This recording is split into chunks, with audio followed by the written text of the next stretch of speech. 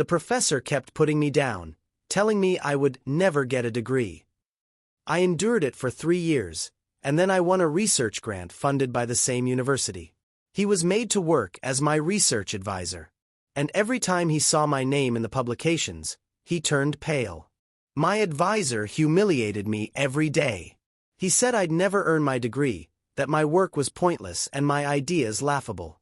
For 3 long years, I endured his ridicule. Every seminar, every lab meeting, every casual conversation felt like a battlefield. He mocked my hypotheses, laughed at my presentations, and corrected my writing in front of everyone as if I were invisible, as if my dreams meant nothing. I felt small, trapped under the weight of his disdain, but I refused to break. I focused on my work quietly, meticulously, pouring every ounce of energy into my research while he paraded his arrogance like a trophy. Then, one day, I saw the opportunity one had been waiting for. A prestigious research grant, funded by the very university that had employed him, open for applications. I applied, fully aware that winning it would force him to be my scientific advisor again, this time under circumstances where the power dynamic had completely shifted. Weeks passed. I checked my email obsessively, each notification a dagger of anxiety, until finally, the acceptance letter appeared. I had won. The same man who had belittled me for years now had no choice but to supervise me, to watch as my name appeared in publications he couldn't claim, as my findings gained recognition and acclaim. Each time he glanced at my work, his face betrayed a flash of shock, a sudden paling as if realizing too late that the game had changed.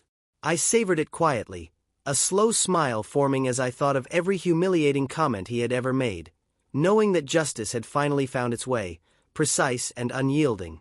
And as I prepared the next round of experiments, I couldn't help but wonder, watching him squirm under my success. Would he ever look at me the same way again?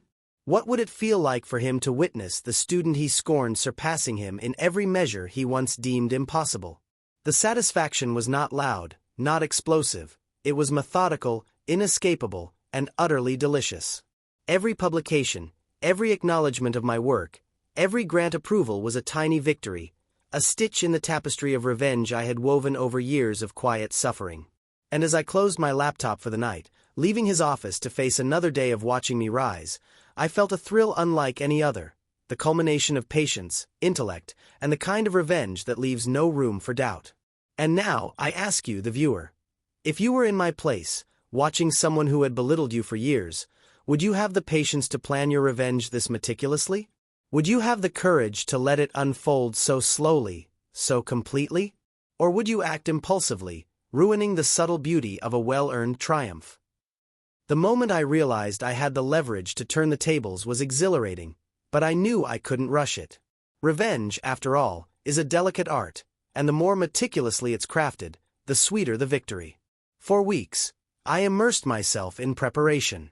I studied every paper he had published, every seminar he had led, every instance where his ego had slipped and revealed insecurities he'd tried desperately to conceal. I memorized his habits, the way he arrived late to meetings, the exact tone of condescension he used when dismissing my work, the subtle smirk that always followed a put-down. All these details, seemingly insignificant at the time, were pieces of the puzzle I would later assemble into a perfect scenario for his downfall. I made my own schedule with surgical precision, planning research milestones that aligned with his availability so that he would be forced into direct supervision, unable to avoid interaction with me. Each experiment, each data set, was designed to be impeccable, not just adequate but outstanding.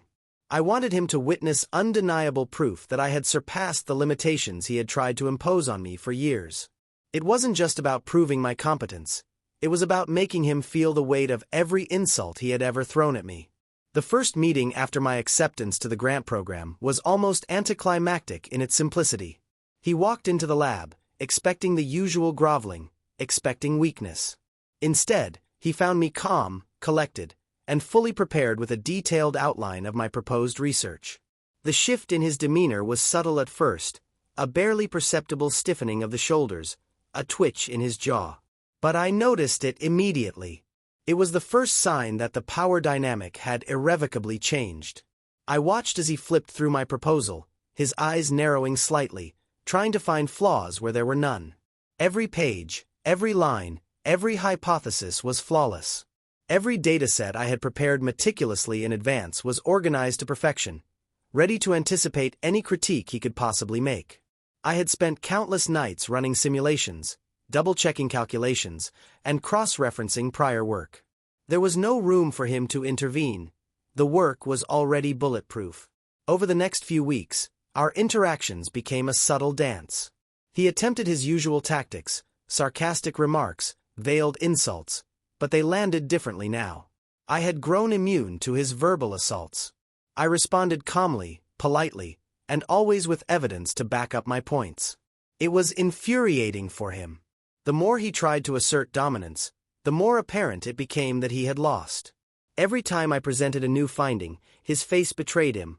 A flash of shock, a flicker of disbelief, a momentary paling that revealed the internal realization that he had been outmatched.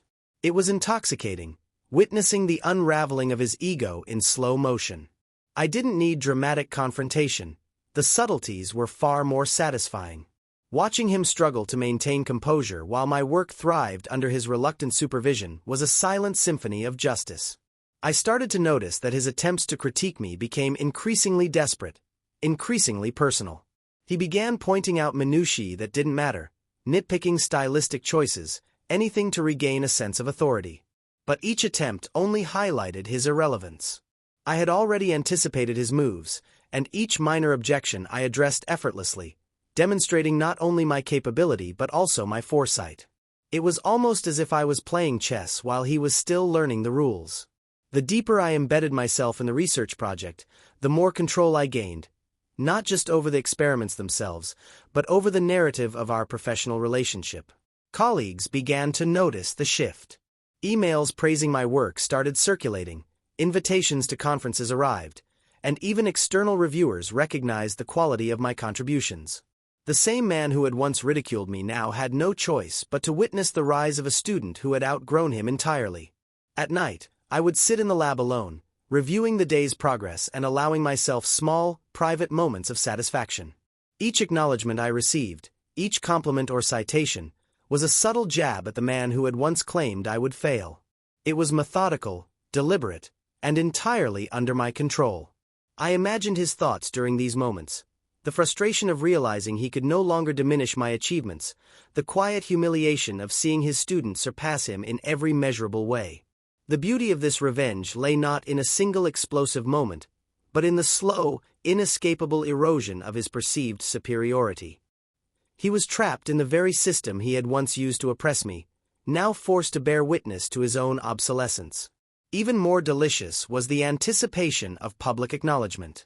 With each draft I submitted for publication, with each conference presentation I delivered, I imagined his internal reactions. Would he pale as he saw my name in print? Would he shift uncomfortably as colleagues congratulated me? Would he catch himself glancing at my achievements with a mixture of pride and reluctant admiration, knowing deep down that he had underestimated me for far too long? The thought made the meticulous planning, the long hours, and the endless preparation entirely worth it. I realized that revenge, when executed with precision and patience, is far more satisfying than immediate gratification. It becomes an intricate performance, an art form where every move is calculated, and the culmination is both inevitable and inevitable in its perfection. And yet, there was still more to be done. My plan extended beyond individual victories and acknowledgments. I began networking strategically, reaching out to other researchers, securing opportunities that would further cement my reputation. Each grant I applied for, each collaboration I initiated, was another brick in the foundation of the ultimate statement. I had not only survived his contempt, but I had flourished in spite of it. The more I advanced, the more powerless he became. He was no longer a gatekeeper. He was a spectator, forced to confront the undeniable truth that his efforts to diminish me had failed spectacularly.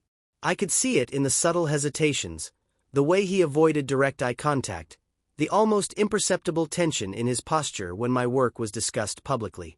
This slow, building crescendo of triumph was more intoxicating than any single confrontation could ever be. By this point, I had become a master of the game.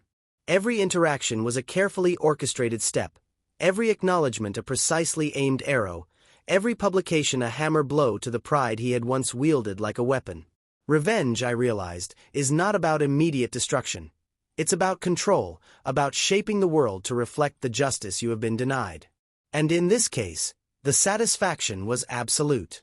Every day, he faced the reality that the student he had belittled for years had become something he could no longer dismiss, a presence he could not control, a mind he could not outshine. It was perfect, deliberate, and utterly satisfying. And as I prepared the next round of experiments, I couldn't help but smile, knowing that each carefully executed step was leading toward the ultimate moment of reckoning. The weeks turned into months, and every interaction with him became a calculated performance, a subtle game of dominance played out in the shadows of academia. I had long since stopped being intimidated. Fear had been replaced by a meticulous patience that only those who have suffered prolonged humiliation can truly understand. Each morning, I entered the lab with a quiet confidence, carrying the invisible weight of preparation and the certainty that every detail had been anticipated. He no longer held the authority he thought he had. The illusion of power he wielded for years had been dismantled by the careful accumulation of my achievements, each one a silent, sharp arrow aimed at the core of his ego. The satisfaction derived from this realization was almost imperceptible to anyone else. Subtle, methodical, but to me, it was intoxicating. I had learned to savor the slow erosion of someone's perceived superiority, and in this case, the victim was none other than the man who had spent years trying to diminish me. I began to implement the next phase of my plan, establishing dominance not through confrontation, but through undeniable, visible success. Every experiment was timed to perfection, every submission and grant application strategically aligned so that my progress would be public, undeniable, and impossible for him to control or overshadow. I meticulously documented every result, every calculation, every small triumph, so that each success could be broadcast, subtly but unmistakably, to colleagues, peers, and anyone who had once doubted my capabilities. He tried, at first, to maintain composure. He would hover near the lab bench, offering corrections and critiques, but I had already anticipated his every comment, every objection.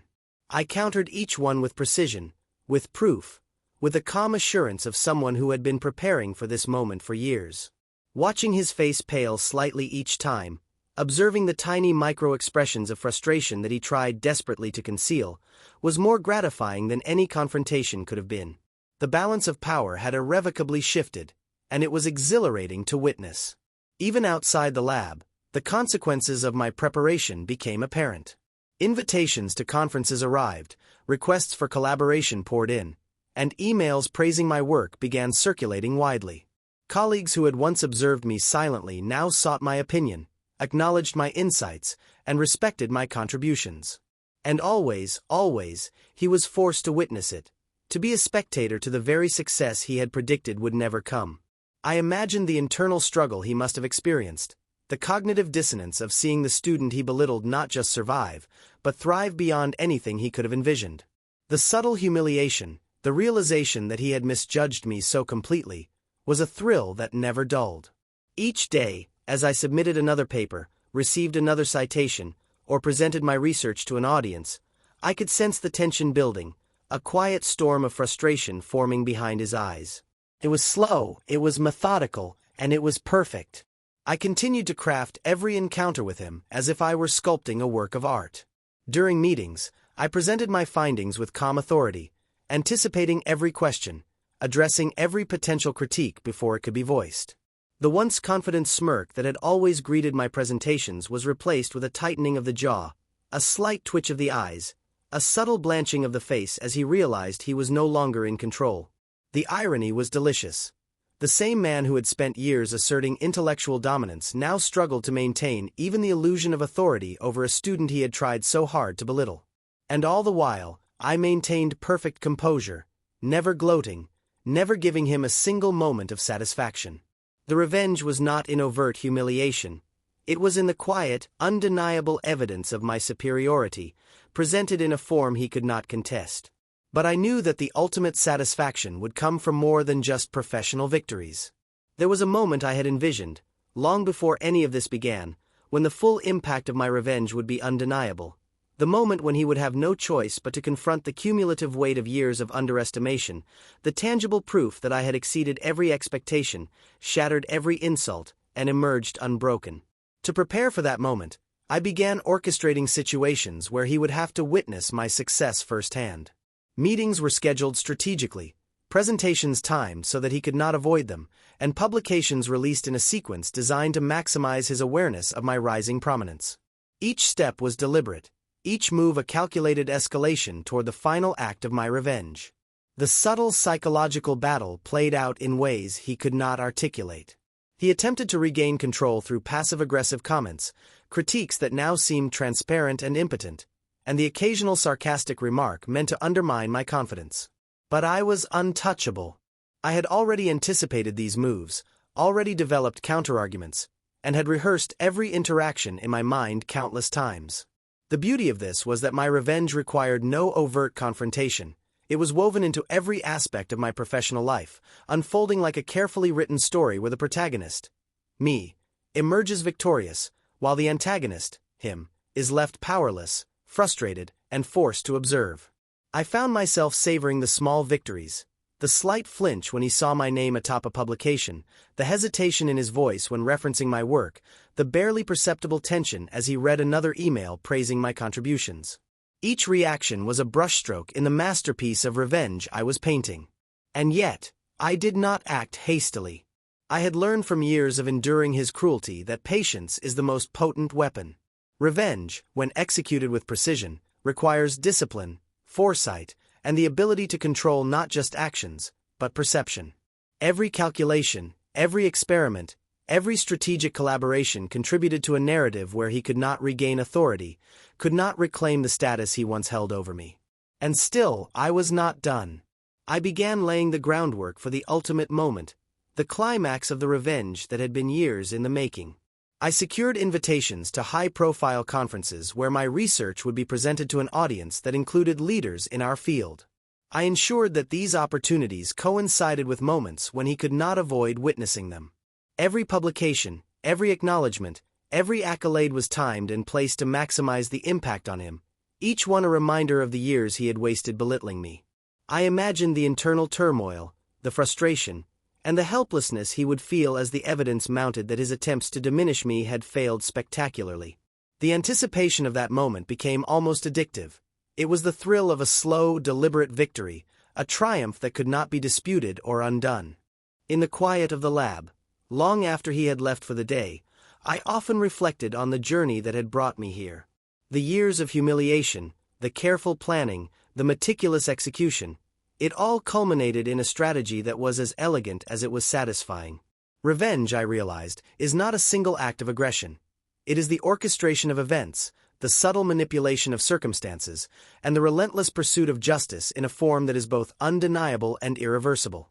Every step I had taken, every experiment, every publication, every meeting was part of a carefully woven tapestry that ensured my triumph.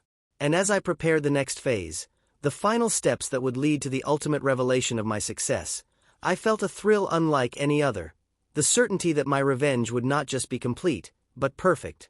And now, I leave you with this.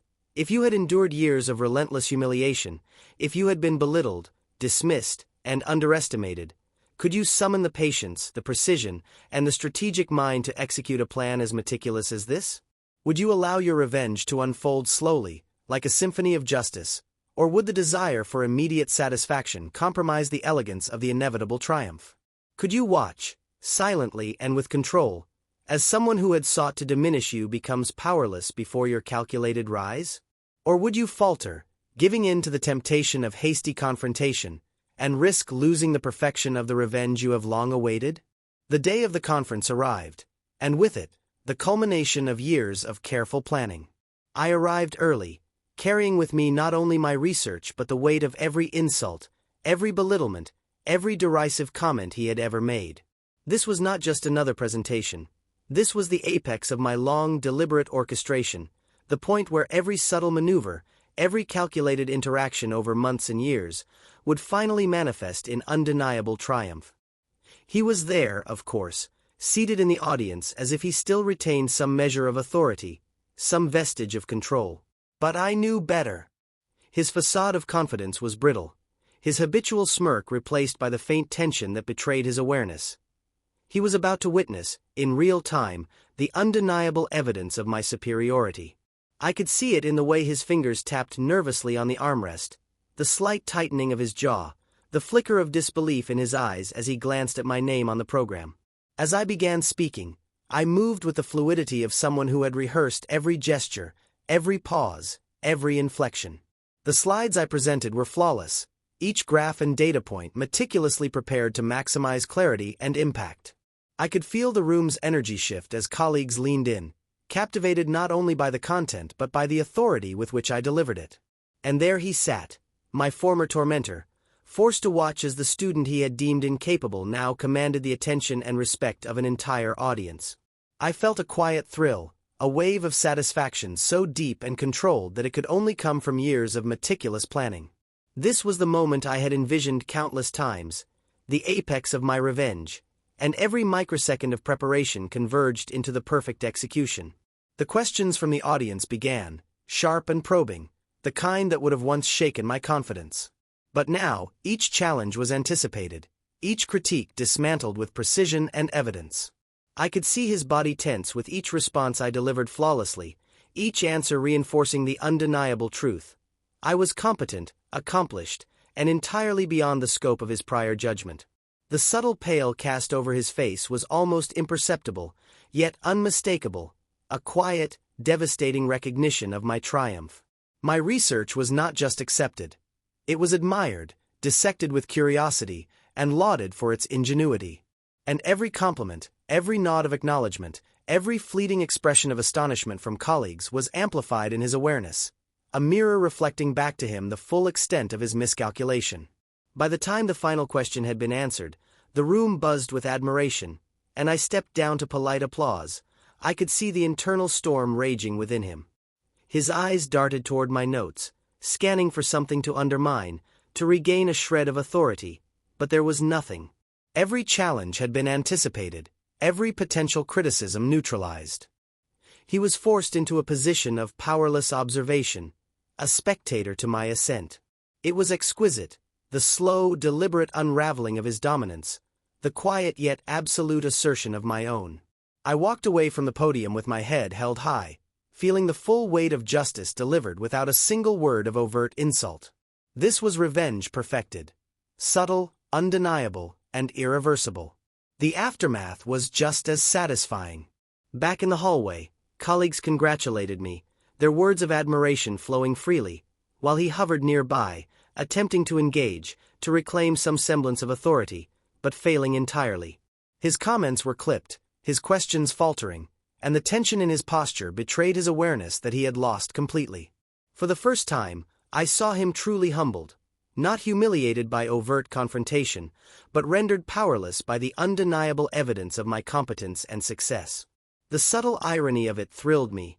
The man who had spent years asserting dominance now had no leverage, no authority, only the bitter taste of realization that he had underestimated me. Over the following weeks, the consequences of that day rippled outward. Invitations for collaboration, requests for co-authorship, and recognition from leading figures in the field came flooding in. Every accolade, every acknowledgement, every email praising my work was a subtle blow to him, a reminder that he had misjudged me so completely. And each time he received notice of my success, whether through conference announcements, journal publications, or grant approvals, his reaction was the same. A pale, tense acknowledgement, followed by an effort to maintain composure. The satisfaction I derived from observing these small but unmistakable signs of his helplessness was profound, yet refined. It was not gloating, it was the quiet, absolute fulfillment of justice achieved through intelligence, patience, and meticulous execution. I continued to refine my strategy, ensuring that every professional move I made further cemented the reversal of roles. Collaborations were initiated, grants secured, and publications released in sequences designed to maximize his exposure to my rising prominence. Each action, however subtle, was another calculated step in the symphony of revenge I had composed. He could not regain authority, could not reclaim respect, could not obscure the undeniable truth of my accomplishments. Every interaction, every glance, every professional encounter served as both a personal triumph and a quiet lesson in the consequences of underestimating someone who had been underestimated for far too long.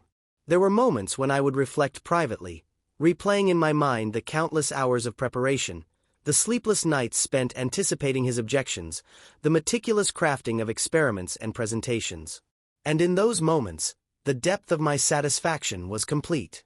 Revenge had been executed not with impulsive aggression, but with precision, elegance, and foresight. The man who had mocked, belittled, and demeaned me for years was left powerless, forced to confront the reality of his misjudgment, unable to assert control, and acutely aware of the consequences of his arrogance. This was the apex, the moment where all preparation, patience, and strategy converged into absolute fulfillment. Even in the quiet aftermath, the subtle psychological impact on him was palpable. He avoided eye contact, hesitated in conversations, and struggled to mask the frustration that lingered beneath the surface. It was not dramatic, not overtly confrontational, but it was undeniable. He had been bested, outmaneuvered, and humiliated in the most exquisite and controlled fashion imaginable. And as I continued to advance my career, expand my network, and achieve recognition, the knowledge that he was forced to witness it all became a source of quiet, lingering satisfaction. Every publication, every award, every successful project was a note in the crescendo of revenge that had been building for years, a testament to the power of patience, intelligence, and calculated action. And now, I turn to you, the viewer. Imagine standing in a room, delivering the culmination of years of meticulous planning and hard work, with someone who has tormented you for years sitting helplessly in the audience. Could you maintain the calm, the precision, and the strategic mindset necessary to orchestrate such a perfect revenge? Would you savor each subtle reaction, each fleeting moment of internal turmoil they could not conceal, or would you risk spoiling the impact with overt aggression or impatience? Could you craft a plan so methodical, so irreversible, that the moment of triumph is undeniable, and the consequences utterly inescapable? Or would the desire for immediate satisfaction compromise the elegance of years of careful preparation? After the conference, the aftermath settled like a quiet storm, invisible to most but deeply felt by him. The recognition, the accolades, the invitations to collaborate with leading researchers, all of it was a constant reminder to him that the student he had once ridiculed now stood above him in every conceivable measure. Yet the brilliance of my revenge lay not only in professional triumph, but in the subtle psychological hold it had established. He could no longer assert authority, could no longer claim intellectual superiority, and every encounter became a silent reminder of his misjudgment. I continued my work with the same meticulous precision, each experiment, each publication, each successful grant application another carefully orchestrated brushstroke in the masterpiece of revenge that had been years in the making. And yet, there was a deeper satisfaction, a slow-burning contentment that came from knowing my victory was complete, undeniable, and unassailable. Life settled into a rhythm where every interaction with him served as a testament to the power shift. He would attempt casual remarks, subtle critiques, and the occasional sardonic comment, but they were hollow, impotent, unable to shake my composure or undermine my authority. The subtle tension that had begun to manifest during the conference continued to pervade every interaction. I had cultivated an aura of calm command, a presence that was both respected and slightly intimidating, a quiet reminder that the balance of power had irrevocably shifted. Even colleagues who had once observed my struggles now treated me as an equal, often deferring to my judgment and seeking my advice, reinforcing the stark contrast between the respect I commanded and the impotence he now embodied. Each acknowledgement, each nod of approval, and each subtle recognition was a step in the ongoing orchestration of my revenge, a continuous reminder that the man who had once ridiculed me was no longer capable of undermining my achievements. In private moments, I would reflect on the journey that had led to this point. The sleepless nights, the meticulous planning, the strategic placement of experiments, publications, and presentations. It all culminated in a reality where I had not only survived his cruelty but had flourished spectacularly because of it. The years of humiliation had forged patience, resilience, and a level of strategic thinking that made the triumph all the more satisfying. Revenge, I realized, is not about immediate gratification but about long-term precision, about constructing a scenario where every action, every achievement, and every success is a deliberate strike against those who sought to diminish you. In this, I found a profound sense of empowerment, a calm joy in knowing that the meticulous orchestration of my career and achievements had delivered the ultimate vindication. He, meanwhile, remained a shadow of his former authority. The subtle fraying of his ego, the quiet tension in professional settings, and the hesitations in conversation were all evidence of the slow but inescapable realization that his attempts to dominate me had failed. The satisfaction of witnessing this transformation, without ever having to engage in overt confrontation, was intoxicating. Each time I saw him struggle to maintain composure during discussions of my work, every slight flinch at the mention of my name in publications or emails reinforced the completeness of the revenge I had engineered. It was not dramatic, it was not loud, but it was perfect, precise, unavoidable, and utterly satisfying. Over time, the impact extended beyond our personal dynamic. My reputation continued to grow, reaching audiences and collaborators he could not influence. Invitations to prestigious projects, acknowledgments from leading figures, and recognition for innovative contributions were all milestones in a plan whose success had been measured in subtle, cumulative victories rather than explosive moments. And yet, the knowledge that he witnessed these accomplishments, powerless to interfere, added a depth of satisfaction that was impossible to replicate through traditional notions of revenge. The elegance lay in the quiet inevitability, in the realization that my careful planning had created circumstances where the truth of my capability could not be ignored or diminished. Even casual encounters became stages for subtle reminders of the power shift. When colleagues discussed recent achievements, he was forced to listen, to witness, and to acknowledge my competence, something he had long tried to deny. The psychological tension was almost tangible. I could sense it in the slight shifts of posture, the fleeting hesitation in speech, and the carefully measured responses designed to maintain an illusion of control. Each subtle reaction was a note in the symphony of revenge, a reminder that the years of meticulous preparation had yielded not only professional success but also the quiet, undeniable satisfaction of witnessing someone who had once ridiculed me come to terms with their misjudgment.